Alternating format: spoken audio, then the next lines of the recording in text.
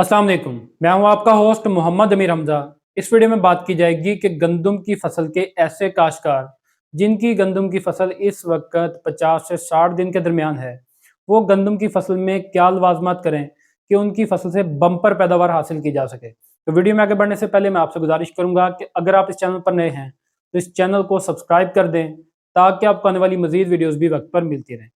काश्तकार भाइयों, अगर तो आप एक रिवायती काश्तकार हैं, यानी कि आप गंदम की फसल में 35 से 40 मन पैदावार हासिल करते हैं और इसी पर खुश हैं, तो फिर आप जो खाद का प्लान इस्तेमाल कर रहे थे वही इस्तेमाल करते रहें। लेकिन अगर आप गंदम की फसल में बम्पर पैदावार हासिल करना चाहते हैं, यानी कि 55 से 60 मन तक पैदावार हासिल करना चाहते हैं, तो फिर आपको फसल में थोड़े से अखराजात भी बढ़ाने पड़ेंगे। ये अखराजात बहुत थोड़े से बढ़ते हैं, लेकिन इससे पैदावार काफ़ी ज़्यादा बढ़ जाती है। तो क्योंकि जब आपने गंदम की फसल से ज़्यादा पैदावार लेनी है तो पौधे को खुराक भी ज़्यादा चाहिए होगी। इसलिए अगर आपकी गंदम की फसल इस वक़्त 55 या 60 दिन तक है, तो आपकी फसल में दूसरे पानी का वक़्त भी होगा। तो दूसरे पानी पर अगर आप पहले सिर्फ़ यूरिया का इस्तेमाल करते हैं, तो इस बार आपने यूरिया के साथ और खाद भी मिला लेनी है। अगर आप पहले सिर्फ़ यूरिया इस्तेमाल कर रहे थे, तो अब आपने साथ में पोटाश और बोरान का इस्तेमाल भी कर लेना है। बहुत से काश्तकार तो पोटाश फसल में डालते ही नहीं हैं और कुछ काश्तकार जो इस्तेमाल करते हैं, वो गंदम की फसल में गोब की हालत में, यानी कि तीसरे पानी पर पोटाश इस्तेमाल कर रहे होते हैं।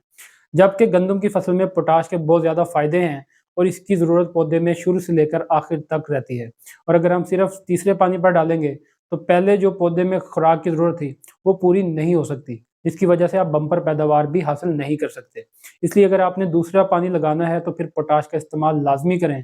पोटाश की और भी बहुत सारे फ़ायदे हैं, जैसा कि पोटाश की वजह से गंदम की फसल में मुख्तलिफ बीमारियों से बचने में मदद मिलती है, क्योंकि इसकी वजह से पौधे के अंदर कुव्वत मुदाफ़ियत बढ़ जाती है और ये फसल को लेटने से भी बचाता है, क्योंकि जब हम पोटाश इस्तेमाल करते हैं, तो पौधे के तने के अंदर ताकत आ जाती है और वो लेटने से बच जाता है।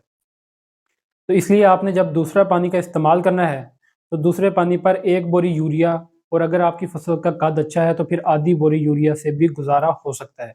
और उसके साथ आपने 10 किलो सॉल्युबल पाउडर वाली जो पोटाश है, इसको भी इस्तेमाल कर लेना है। और अगर साथ में आप बोरान का इस्तेमाल भी कर लेते हैं, तो इससे और भी फसल बेहतर हो जाएगी और आपकी फसल की पॉलिनेशन भी बेहतरीन तरीके से हो सकेगी। और जब आप पहले सारी ये खादें इस्तेमाल कर लें, तो उसके बाद जब फसल में वतर आए, तो वतर पर आप अगर एक अमाइनो एसिड का स्प्रे करवा देते हैं, तो ये सोने पर सुहागा हो जाएगा।